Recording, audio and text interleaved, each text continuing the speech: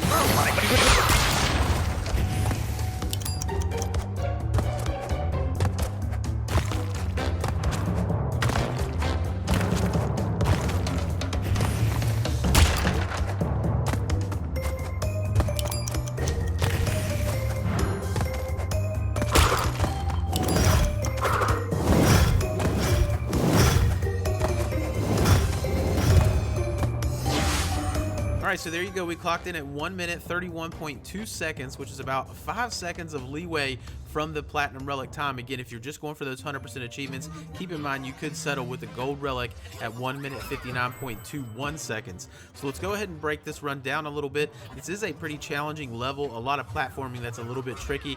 As we're moving forward here, we want to just, move as fast as we can, spin through that spider. You should be able to keep your pace and get to this point, and then we're going to wait just for a little bit until that brazier goes out. You see I was already in the air before it went out with that anticipation, because we want to get to this point right here where we can jump on those two platforms that I just showed you. So we're going to jump up and to the left a little bit across the gap to that second column, and before it falls down, we're jumping across. That allows us to get across that gap area very, very fast.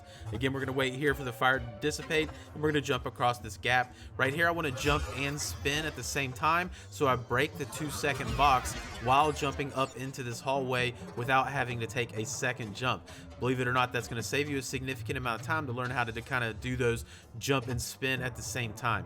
Right here, you don't have to wait till this gets all the way to the top. You can see I jump a little bit. I can gain about 0.2, 0.3 seconds by jumping before we get to the top there, so I can get onto this platform that's going to move around a little bit until it gets to another one that we're going to ride. So just go ahead and take these. This is a relaxing moment for our platinum runs, because there's not really anything you can do other than stand here. So just stand here and wait. As soon as we get to this platform, we're going to jump across. We're going to wait just a second here, okay? Not really a second, about a half a second, until those arrows are gone, and then you should be able to run through.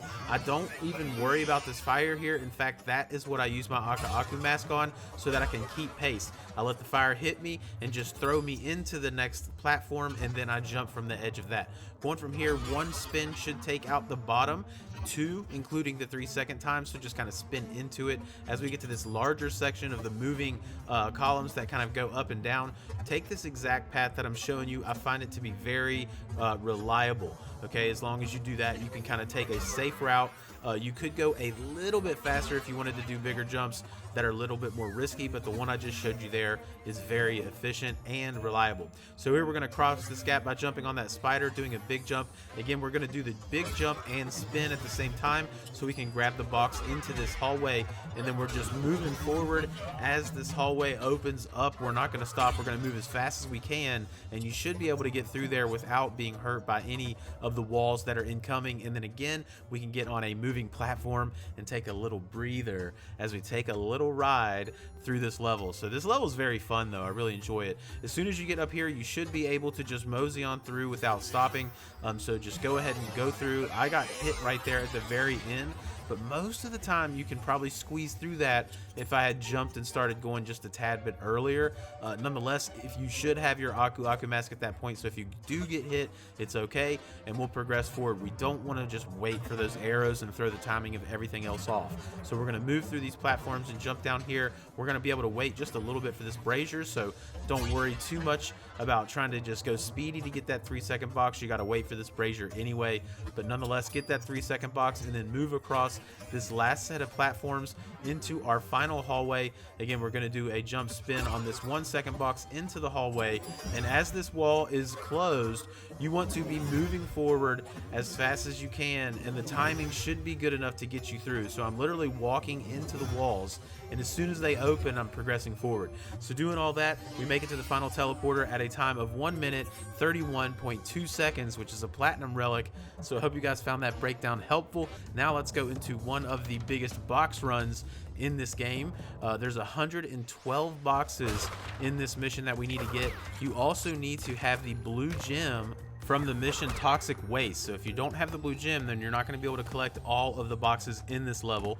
This level isn't a special level, so you can die. In fact, I do actually die in this run and go back to a checkpoint, so that's okay. Don't worry about having to finish all of this in one life. It is a pretty difficult level, so that's good that we can get through and even die, so that's no problem. Also, as I've mentioned in my previous videos, I highly recommend you go after these box runs or these gem runs after you've done your relic runs, and the reason I recommend that is twofold. One, the relic runs are going to make you very familiar with the level. You're going to be learning these levels inside and out in order to get those platinum or gold relics. Also, in your relic runs, you're probably going to die a lot, and the game keeps track of all the times you've died in these missions. So all those deaths are going to add up, and it's probably going to start you in these missions with double Aku Aku masks. And because of that, that's going to be great, and a lot of the times we pick up masks, that's going to be helpful. So you saw I actually died here, so I just kind of reverted back to this checkpoint. Make sure you go back and get those boxes if they didn't explode before you hit any checkpoints. Also, that was our first Dr. Cortex token. There's 3 Dr. Cortex tokens in this mission that we need to get, obviously, to get all the gems. But also that's where we're going to be getting our key to unlock the Fumbling in the Dark mission. So this is why we need our blue gem from Toxic Waste. You can get to this point, and we're going to ride this platform south, and you actually need to keep going south. I don't know if it's really directionally south, but down towards the screen, and you're going to see this large path that we can go on that is basically made up of all these little platforms that unlock once you get the blue gem. So go ahead and just take your time. We're going to be going across this. You can see there's a ton of boxes right here, so we definitely want to take this path and get all those boxes. And as we're kind of progressing along, there's also some of the gems or tokens, sorry, for Cortex's mission. Right here, you do need to hit the bottom box and then get up on that steel box to hit the box above it before the TNT explodes. So definitely do that, and then we're going to grab the last few boxes here and take this blue gem back to the main pathway of the mission. Don't worry about backtracking. Luckily, there's nothing we need to go back, so as soon as you get back on path, it progress forward. Hopefully don't get squashed by those walls there, but make sure we're grabbing these boxes in these hallways, and we're just moving along. Unfortunately, we used up 2 of our Aku Aku masks there. That's pretty unfortunate. So here we go. We're going to ride this platform here, just our final little platform ride throughout this mission, and we're going to make our way through this hallway. I'm going to take a little break here because I don't have any masks anymore. So this is a pretty critical part here. You can't spin into this snake or you're knocking back into this TNT box, and if you do that, that's going to blow away this Dr. Cortex token. So you need to jump on that snake and not spin into him. Okay, so be sure you do that, and then you can go across, and then you need to hit that question mark first in order to get that token, and then just continue on. You saw to the left there was an invisible kind of platforms that spawn as you walk left, and this is actually where our final Dr. Cortez token is. That's going to lead us to this mission where there are 24 boxes. Also keep in mind, if you do miss a box, this is a pretty tricky one here, right? You have to jump over here, and then you got to be sure you time it right so the TNT explodes and causes the steel boxes to spawn on the bottom. So you gotta wait here until it's basically 1, jump over, and then use it to get all the way back to the steel box as it explodes before these boxes on the bottom spawn as my bridge across. So this is actually a pretty challenging bonus level. We got 24 boxes. If you get them all, you'll also get the key from Dr. Cortex at the end there. But keep in mind, if you just miss one, you miss a jump, don't finish the bonus level, just jump off and die, and it's going to spawn you out here, and you can repeat that bonus level as many times as you want. Okay, so no worries there. You can die as many times as you want until you get all those boxes. And then we're going to get here. We got a couple more boxes to go ahead and spin out.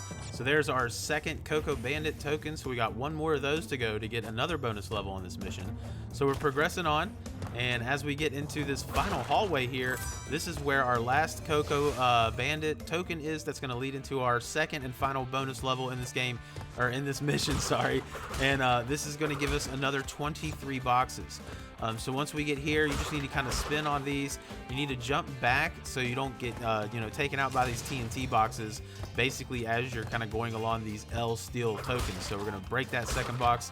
The steel token's going to essentially make that TNT box go off, and then we're going to go ahead and keep progressing on. You saw I did kind of spin on a second box to make it fall a little bit more. I don't really know if you need to do that, but I just make sure kind of the TNT boxes make them all fall as far as they need to. But nonetheless, just make sure you get all 23. Again, if you miss one for some reason, don't finish the bonus level, just fall off. That way you can keep coming back in. And once you finish that bonus level, that's actually our 112th and final box.